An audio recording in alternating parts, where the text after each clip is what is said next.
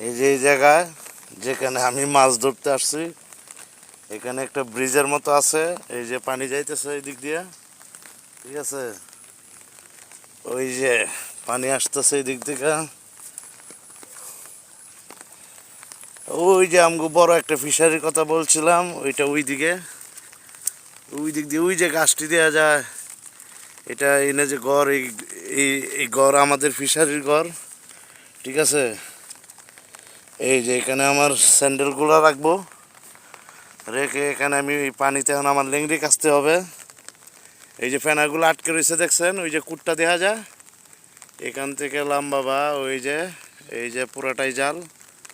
ওই যে এই মাথায় একটা কুড় আছে, ওই যে ওই 40 হাত লম্বা জালটা।